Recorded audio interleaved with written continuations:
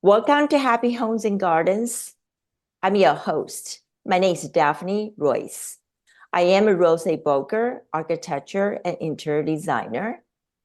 Green Gables Estate is one of the largest and most magnificent estates in California. Situated in central Woodside in the heart of Silicon Valley on 74 acres, the estate contains 7 homes, 3 swimming pools, a Roman pool, lily ponds, tennis courts, and rolling hills, and is rich in the history of 5 generations of family.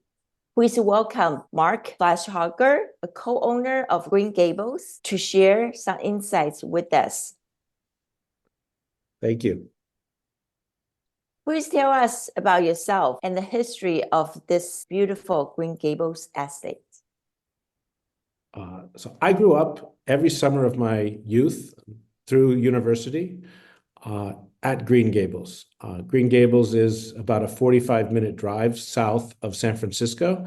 And my family, every summer since I was born, would move to Green Gables roughly around the 1st of June. And we would stay there full-time until school began, usually soon after Labor Day in early September. But Green Gables is really the historic family compound, the word that many people like to use now, of my family going back to the early 1900s. My great-grandfather, a man named Mortimer Fleishhacker, decided he wanted to build a place for his family to gather in the summer. Many people have asked, why did he want to build this magnificent estate? And the primary answers are 2. For those of you who know San Francisco in the summer, it's a cold, windy, and foggy city. And he, like many people, wanted to get out of the fog and into the warm California sunshine. And you can do that pretty easily if you just move 20, 30 minutes away from San Francisco. So he wanted to be warm, he wanted an estate, and he didn't want to go to his in-laws' house because his wife, my great-grandmother Bella Gerstle Fleishhacker, had a family in Marin County to the north of San Francisco in a city called San Rafael. And back then, there was no famous Golden Gate Bridge that was built some 25 years later. And you had to take the ferry to get there. And a lot of those ferries were people, horses, and then slowly but surely more cars. So he went with his driver every day for a summer, driving south from San Francisco until he found an area where he noticed that the fog did not stay long. It might burn off at 9:30 or 10 in the morning.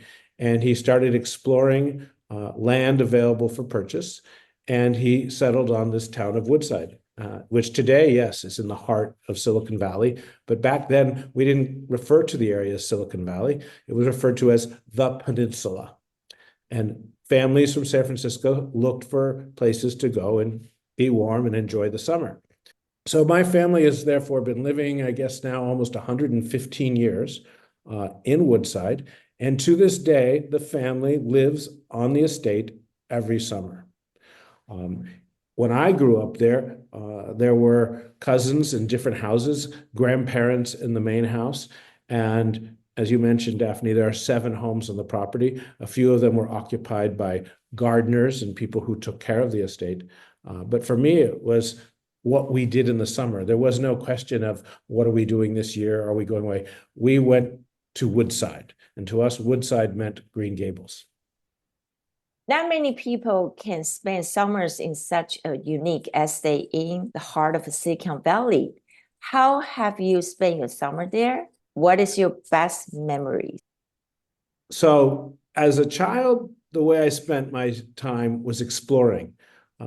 74 acres is a lot of land, but to a young child, it seems like it's as big as the world. And I explored every inch of this estate, got my proper share of thorns, poison oak, nettles, explored the deer, the squirrels. For me, it was literally like living in a park. And that's what I did as a kid. And then I would often hang out with the gardener who would take care of the estate. And I learned about things like irrigation systems and how we collect water in a big reservoir. My great-grandfather started an organization or a company called the Pacific Power Company, a precursor to today's Pacific Gas and Electric. And so we even have a dam and a reservoir. It doesn't produce power. It collects something perhaps even more valuable today, which is water. So as a kid, I was an explorer. As a teenager, frankly, I was a partier. And if you want to party, Green Gables is a great place to do it. You can do it discreetly or not, because there's so much room, with 3 swimming pools, with a Roman pool that is 100 yards long, with a lawn that's bigger than a football field, where I played frisbee and baseball and did all kinds of sports. It was endless what I could do. And the main swimming pool, which is a very large pool that was built in, I think, in 1923 or 24, apparently the first free-form swimming pool built in California, because it has an unusual shape, was where we would spend much of our days in the hot afternoons in July and August. And it was there where I learned to swim. We had boat battles and wars that we'd reenact. And it was an ongoing series of fun. But as I got a little bit older, Woodside became the place where I would come home from the summers after I attended university on the East Coast. And the only theme that was consistent throughout all of this was my wonderful relationship with my grandparents. My grandparents lived in what we call the big house, the main house on the property, as my grandfather's parents had lived there before him, and he actually grew up in his summers in that same home. My father grew up in his summers in that same home. And then the estate expanded, and there started to be homes for the individual families. And I had amazing experiences with my grandparents. Every Sunday, I would go to brunch in their house. We would sit out on the beautiful terrace with the incredible view of what are called the Western Hills of the Santa Cruz Mountains. There was a butler, there was a houseboy, there was a maid, there was a cook, there was a cook's assistant. And these people waited on us. It was like living, I guess people would say it sounds a bit like Downton Abbey. And I would say it probably was. I didn't know any better as a kid. I thought this was normal. I would run into the kitchen and the cook would sneak me fresh baked goodies. My grandmother would make wonderful dill pickles in the summer. And it was just this constant coming and going of interesting people. One of the really interesting historical facts of the estate is that the United Nations actually chose to celebrate its 20th birthday or anniversary where it was founded, which was in San Francisco in 1945. Many people think it must have been founded in New York, but indeed it was founded, I think, at the Fairmont Hotel in 1945 as the outcome of a big conference. But when they decided to celebrate their 20th anniversary, they chose Green Gables as the place for the big gala dinner. We had every single leading world dignitary on the estate. As a child, and then growing up, it was not uncommon for me to meet the Prince of Sweden, the king of another country, an ambassador to Italy, consulates from Japan. It just literally never stopped meeting incredibly interesting people, all of whom were somehow connected to my grandparents primarily, and also to my parents. So it was fun. It was a place to play. It was a place to party. We had amazing parties there, weddings. I myself was married there. 74 acres, 3 swimming pools, endless gardens and places. There's a lot to do. What was the biggest party there? The biggest party I'm familiar with, it was actually an event that we held with a company that makes phones and computers and has a spaceship-shaped headquarters in Cupertino, California. I'll let the audience decide what company that might have been. And they actually rented out the estate to celebrate a internal event, a company picnic, if you will. And we had, I think, 1,400 people on the estate. That seems like a really big number because in many ways it is. What was not surprising to me, but rather remarkable nevertheless, was that 1,400 people did not make it be crowded. It's a big place. And between the main lawns and the Roman pool and the steps leading down to this Roman pool, there was plenty of room for 1,400 people to have a good time. As a family, as a private event, for many years, we would have, and the 4th of July party was usually held every other year. And when we would build the invitation list, the criteria was invite everybody you know. And so between my family and my aunt's family and my uncle's family, that would usually around 500, 600 people who would actually come. We'd invite more, but 500 or 600 would show up. And that too was not uncommon. But most events, most parties, most gatherings were 20 or 30 people enjoying this remarkable, peaceful setting. And frankly, what I still believe to this day is maybe the world's best climate, because Woodside has, I think, the perfect climate. It's never too hot. It's never too cold. You don't need air conditioning. At night, the cool breezes from the coast take the temperature down to the low 60s. It's frankly a wonderful place to live because the weather is perfect. Can you tell me how much has changed since the place from your childhood to now? Not that much. I like to say that great states evolve, and Green Gables certainly has evolved from originally the main house and some scattered buildings out on the periphery of the estate when my great-grandfather bought the land. It's changed a lot. Today, there's 7 homes. Back then, there might have been 3. 2 of those homes that were there at the time went through significant remodeling and expansion. When I was born in 1962, there was, since then, only one major home has been added, and that is what we call the Oak Grove house, I believe we call it. It's my Uncle David's house, and that was built in 1972. But for the most part, the estate has stayed the same. We've added some swimming pools to houses. We've changed some of the landscaping to be more drought resistant and more deer resistant. So maybe drought tolerant and deer resistant is right. But the estate at times is like going back in time. You could be living in a different era. The natural beauty is something to be preserved, not to be changed. The original architects were a mixture of interior and exterior design and landscape architects, 2 brothers that did complete projects, Charles and Henry Green. And as a result of that, the entire landscaping of the main part of the house was defined in incredible detail by the original architects, including planting of small trees that today are 100 years old. Incredible sequoia tree, beautiful deodora pines. There's plenty of beautiful California oak, which can live for many, many years, as we know. And so the estate has changed through the growth of trees and plants. At times, we cut trees, we trim trees. Sometimes they fall down because all trees sooner or later die. But the estate has remained remarkably consistent. My job as manager of the estate, as I've always thought that I was a steward. I was somebody to take care of this amazing place for a period of time. No one lives forever. This was created by a remarkable visionary man, my great-grandfather. I never had the privilege to meet him.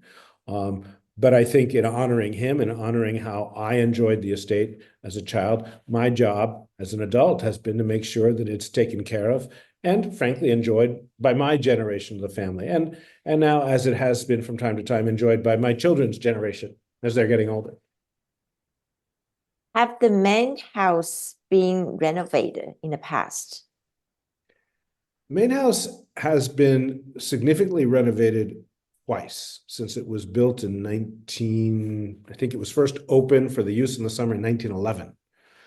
So that's 113 years ago.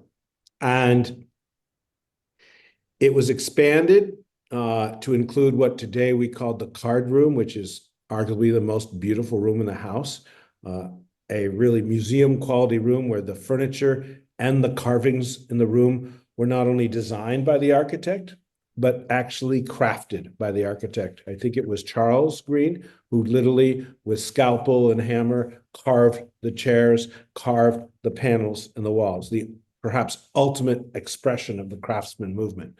The kitchen was dramatically remodeled in the late 50s.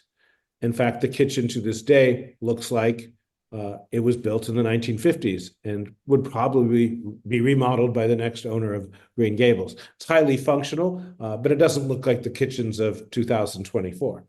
The appliances are not from the 50s. So the house has had some sun decks turned into rooms, but the original lines of the house, the ceilings, the floors, the window locations and placement are all exactly the way they were built back 111 years ago. Everything seems so spread out on the 74 acres estate. How did you get from building to building or around the property? Well, first of all, as you know, in California and Woodside, we're blessed with a good climate. So it's not like you're constantly having to dodge the rain. There are those rainy days. Sometimes it feels like a monsoon, but those are the exception. And so most of the time, as a child, it was on my bicycle. It's where I learned to ride a bicycle, and I would speed around the estate, and I'd go down to one cousin's house and over to another cousin's house, and then up to the swimming pool. And then my father and mother couldn't ever find me and my sisters, so they put in a very loud ship's bell on the property. This was, of course, prior to cell phones taking over our lives. And so there was no way to get in touch with us. So they would ring this very loud bell, and we knew we had to go home. But so it started out as using a bicycle. There are two primary roads on the property that connect the homes, so you can walk on the roads, as many people do, but there are also many paths. The architects, again, were also landscape designers, and so they developed many interconnecting paths from one home to the other. And so you can easily get around the estate by a combination of the roads and paths that are there.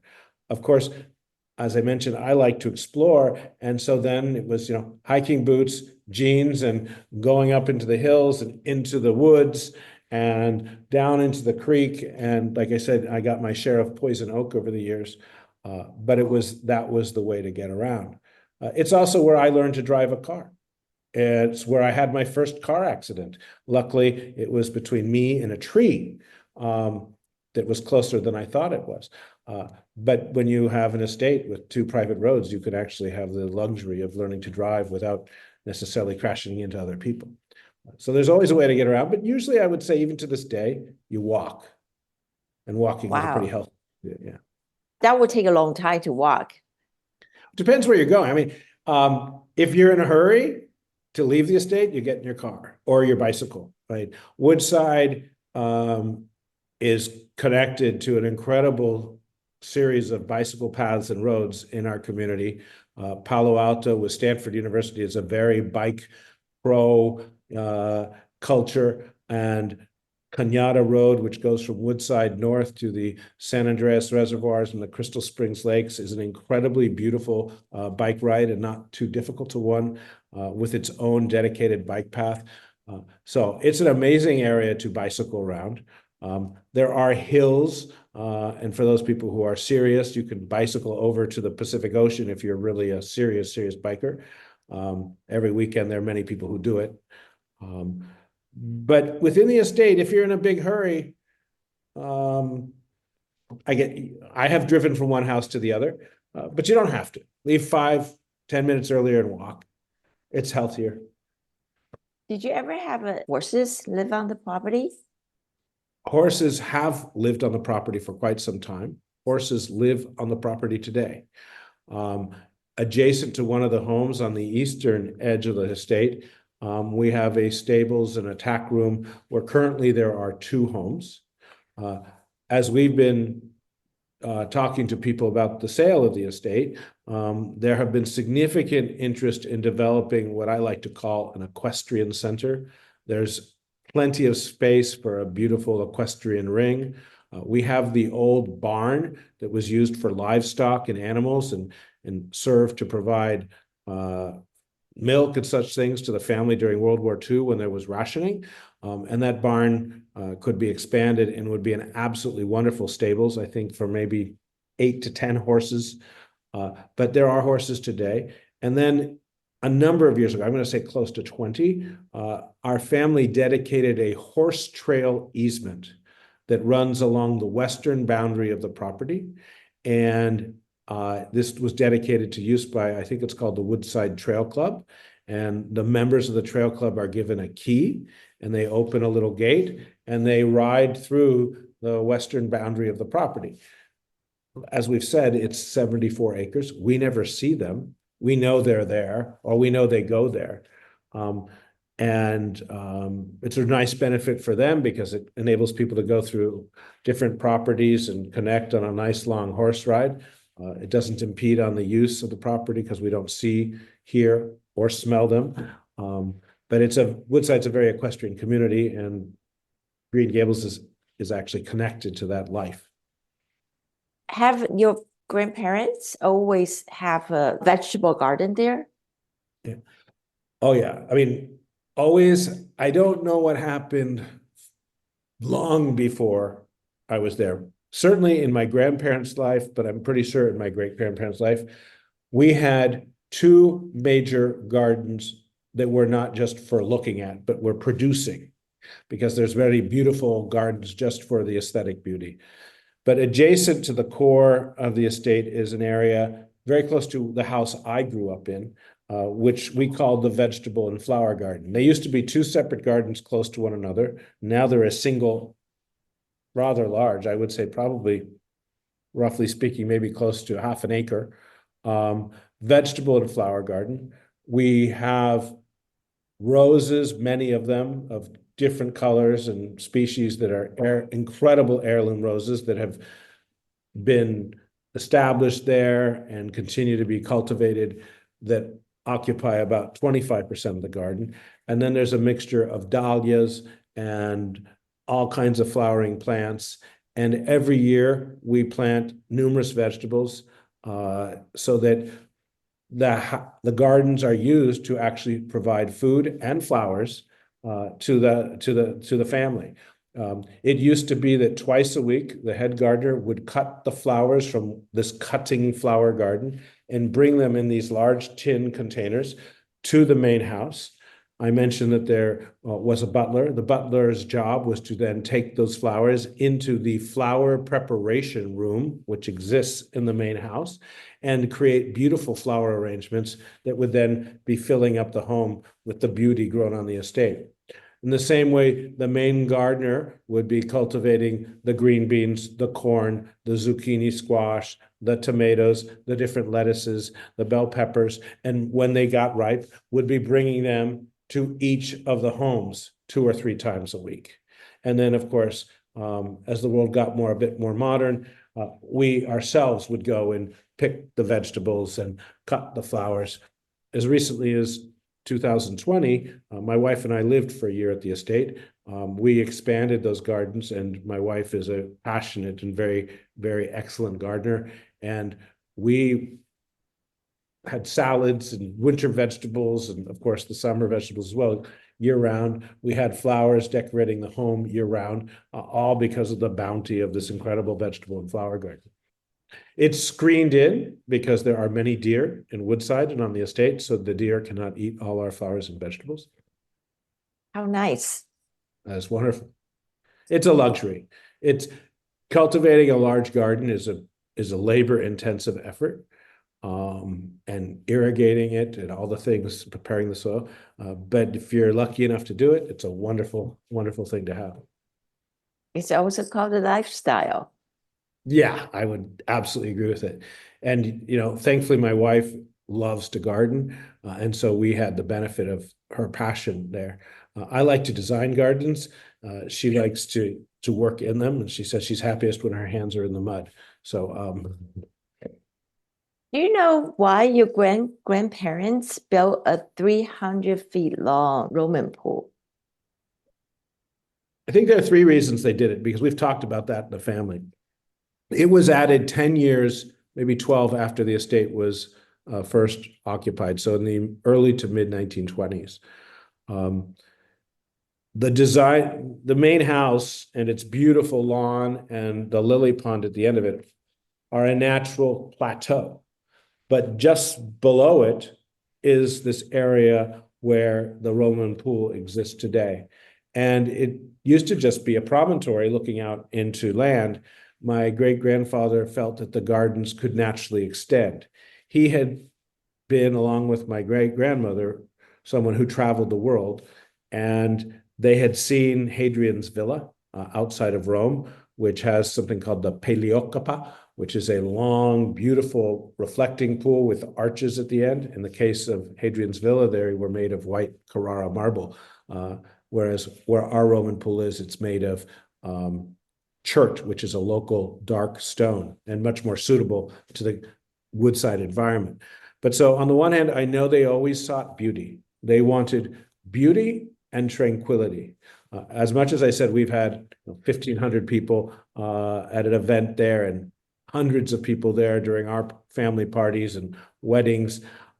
My great-grandfather was not looking for a place to socialize with hundreds or tens and tens of people. He was looking for a place to have a peaceful summer resting life. He was a central figure in the life and business world of San Francisco. When he went to Woodside, he was looking for tranquility.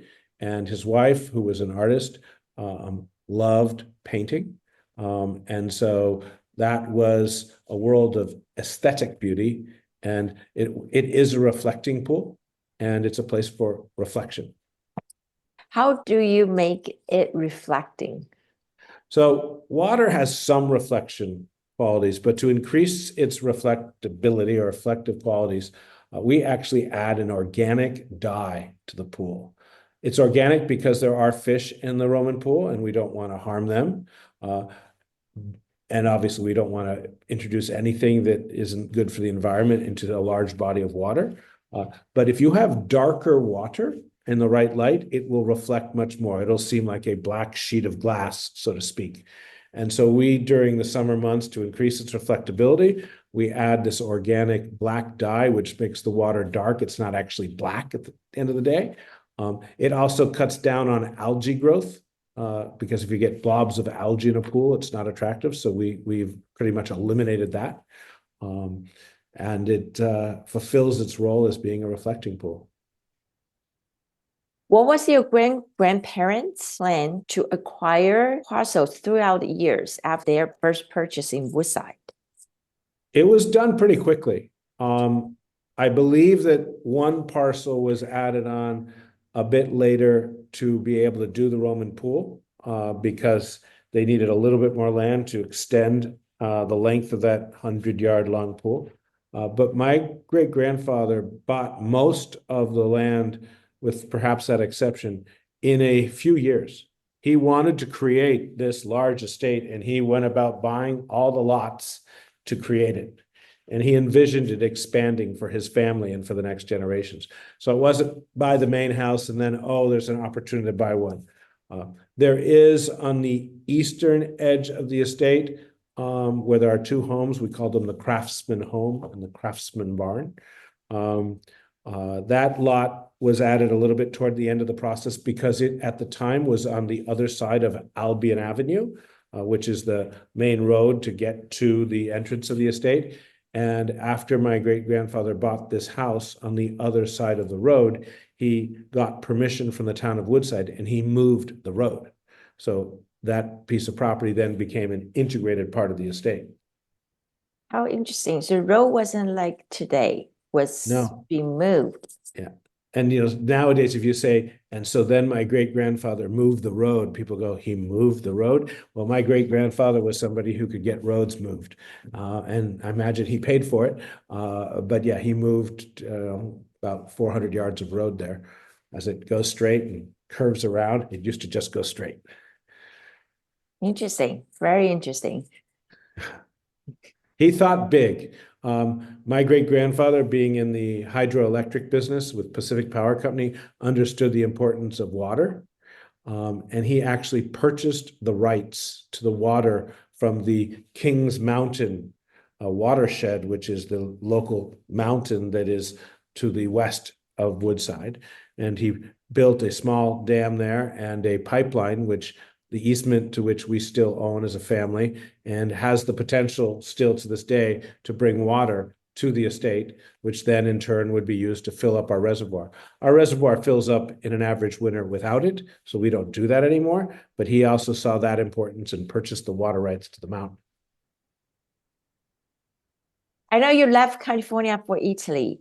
What does Italy have that doesn't exist in California? Well-priced red wine for sure. But no, California has great scenic beauty, unquestionably. Highway 1, Northern California, the hills around Woodside, the natural oak. I've lived in Marin County, which is extraordinarily beautiful, in Sonoma County, up in the wine country north of San Francisco. What Italy has on a scenic level is this incredible intersection of the best architecture with the best that humanity can create, and some of the most magnificent landscapes, I think, in the world. I'm very, very lucky person. I live in Tuscany. My wife and I are actually building restoring a beautiful home in an area south of Siena called Val d'Orcia, which I think is the most beautiful region of Tuscany, where you see lines of cypress trees, and then you'll see a 14th century castle and medieval buildings. And so the architecture you have in Italy combined with the landscape is, I think, rather unique.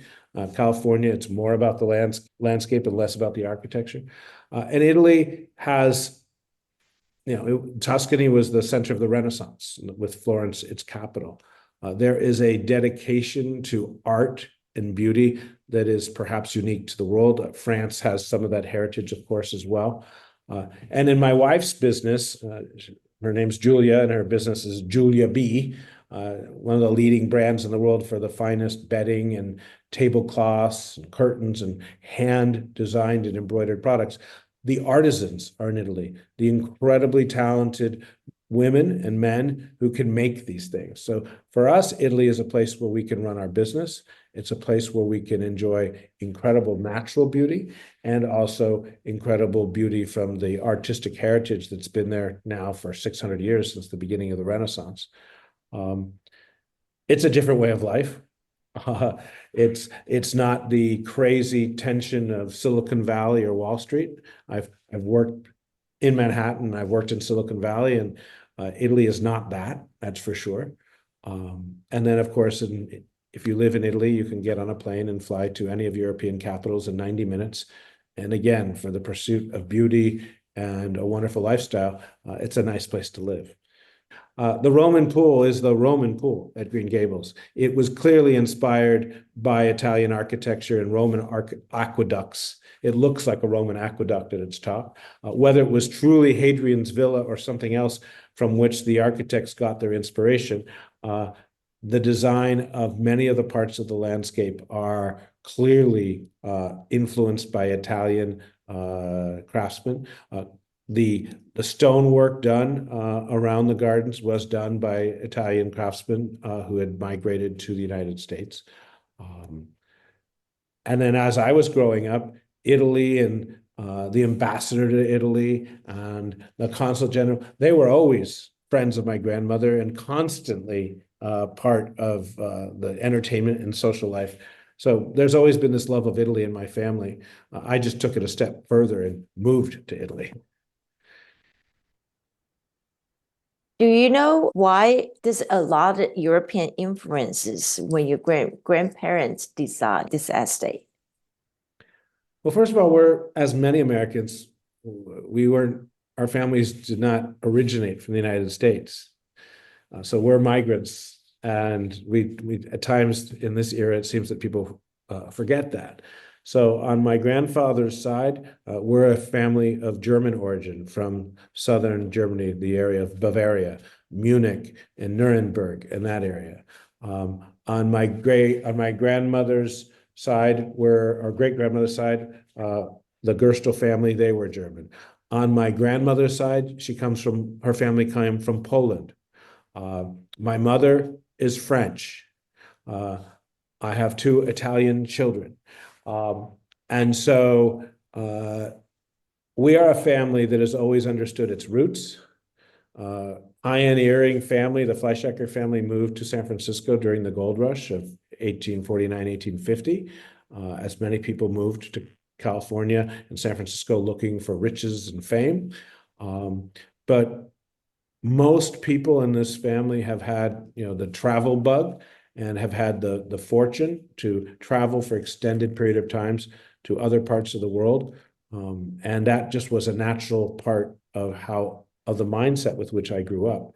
My grandparents and my great-grandparents would go on very long journeys to other parts of the world and bring back with them memories and furniture and art. And I grew up surrounded by these stimuli, which were not just American. Very interesting. You and your wife are finding and purchasing homes for people from United States in Tuscany and Umbria.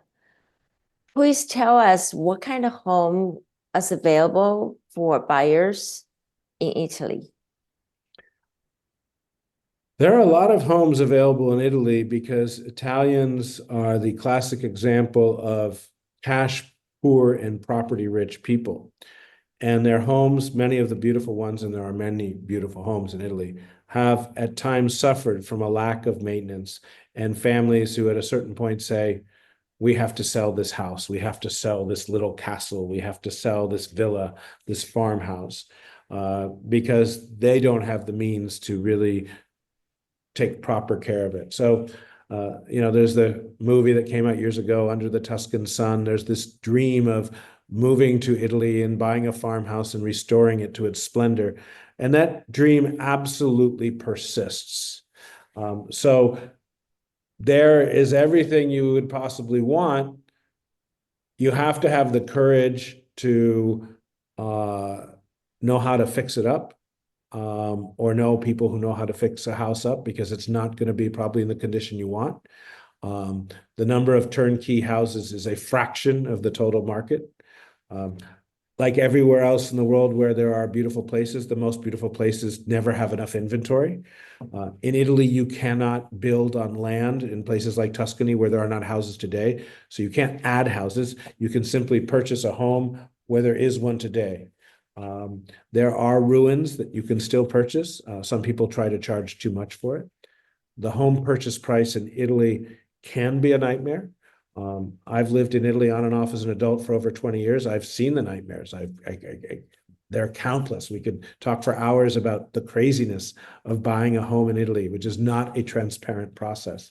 And indeed, that's what gave birth to part of our business now, which is to help often Americans, almost always foreigners for sure, find homes that meet their criteria, help them understand how to purchase them safely, how to avoid buying something that's illegal, how to avoid buying a house where you find out half the house shouldn't even be there and isn't registered on the public database because people have built abusive spaces and rooms. And if that has happened, how to overcome that as well. And then my wife, who, like you, is a very talented designer, she helps our clients remodel and redesign their homes with incredible artistic flair, but also what I would say is modern convenience. Frankly, European appliances are better than most American appliances. And so the quality that you can have in a home in Italy is very high. Even if it's an old farmhouse, you can have phenomenal windows and phenomenal doors and airtight spaces and excellent heating systems. There's no difference in the quality. In fact, I think the quality in Europe of tradesmen, of people who build houses, of people who lay floors, of people who paint, is much higher. These trades are really respected and well-trained. The carpenters here are amazing. You have to know how to deal with them. You have to understand the Italian culture of how you do business and how you negotiate. But it's hard to redesign and build homes in Northern California too, because there's always this, my contractor did this and he didn't show up. Those same problems can happen here. I just know how to deal with them because I've lived here so long. But there are, from a beautiful apartment we are remodeling in the center of Florence, that's in a Renaissance building that's 700 years old, to The home I'm in today, which happens to be a home of a client, which was completely remodeled and redone just 30 years ago, but is a beautiful stone villa overlooking the Tuscan and Umbrian countryside. It's right at the border of those two regions. There's a lot of homes available. The question is how courageous someone is to buy it, and do they have the vision and the skill with which to turn it into their dream so it doesn't become the Tuscan nightmare as opposed to the Tuscan dream. It's a lot of fun. It's a natural extension of what we do. And because I have seen every nightmare situation that you can possibly imagine in purchasing homes by different times in Italy, I think I can be of great value. My clients think I'm of great value, at least, to help them not deal with some of the real headaches that can happen when you try to do this. Do they have a historical registered properties like a Green Gables? Yeah, in America, we have the National Historic Registry, which is more like getting a special gold star. It doesn't keep you from enjoying that property, remodeling it, and really living a normal life and the evolution of a home. So Green Gables, the main house, is a historical landmark, but that doesn't in any way inhibit you from completely remodeling the home, for example. In Italy, we have a similar category called a house that has been placed under the auspices of the Belle Arti, which means the beautiful arts, translated directly. And those are houses that we strongly recommend not to purchase unless you love them exactly the way you find them. Because the Belle Arti, different than America, in Italy, will have to give you permission for anything you do in the home. You want to move a light from the center of the wall to the right-hand side of the wall because you want to hang a painting, not without the Belle Arti permission. You want to change the floor from a stone floor to a hardwood floor because that's your taste, not without the Belle Arti permission. So there are beautiful historic homes in Italy, and historic doesn't just mean old. Historic means historically important because of who lived there or what its significance was in the community. And they can be under the auspices of the Belle Arti.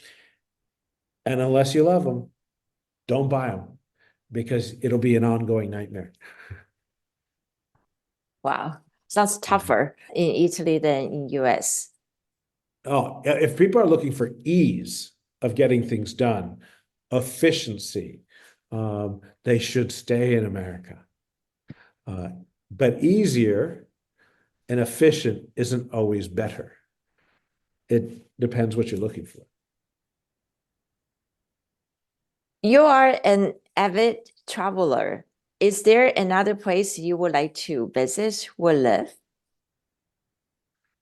Well, I am an avid traveler. I've lived in many parts of the world at different points of my life. My parents did an amazing thing when I was 8 years old, and they brought me and my sisters and my family for 15 months to Europe.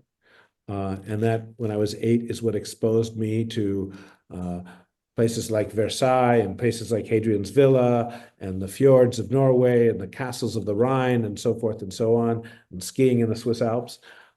So I'm very fortunate.